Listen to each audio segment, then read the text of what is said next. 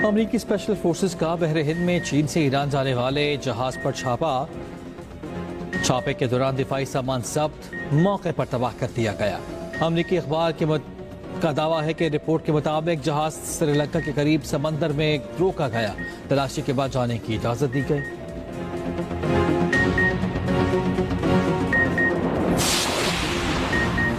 Gaza में समंदरी तूफान के बायस 12 फलस्तीनी शहीद, फलस्तीनियों के खैमों में पानी भर गया। गाजा की 12 इमारतें भी गिर गईं। गाजा में जारी जंग ने बच्चों की जिंदगियां तबाही के दहाने पर पहुंचा दी। यूनिसेफ के मुताबिक कम से कम 165 बच्चे गजाई किल्लत के बायस जान की बाजी हार चुके हैं।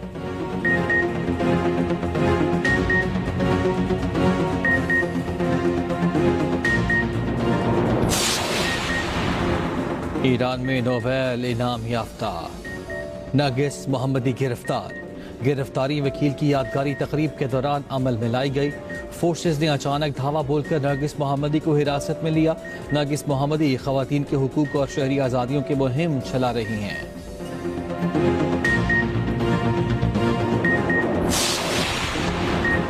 वेनेजुएला में जल्द जमीनी हमले शुरू हो जाएंगे। रूस और यूक्रेन के दरमियान जंगबंदी के लिए काफी पेशरफ्त हो चुकी है। अमरीकी सदर ट्रंप की व्हाइट हाउस में मीडिया से गुफ्तगू, कहा हमने थाईलैंड और कंबोडिया के दरमियान जंग रुकवा दी। मैंने दुनिया में 8 जंगें रुकवाई हैं।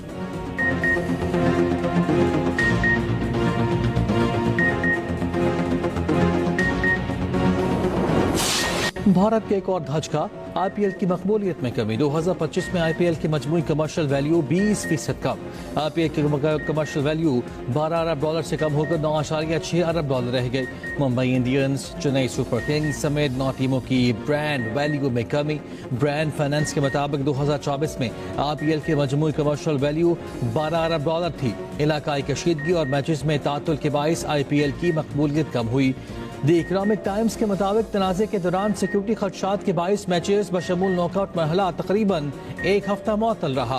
प्रो पाकिस्तानी के मुताबिक ऑनलाइन हकीकी रकम वाले गेमिंग इश्तिहारात पर पाबंदी को भी बड़ा दबाव करार दिया गया। पीएसएल टीमों की बिड्स की तारीख में एक हफ्ता तौसी। चेयरमैन पीसीबी मोहसिन नकवी ने एक्स पर पैगाम में लिखा, टीमों की खरीदारी के लिए 22 दिसंबर तक बिड्स जमा कराई जा सकती हैं। पीएसएल में मिडल ईस्ट, यूरोप और अमेरिका से बहुत दिलचस्पी सामने आ रही है।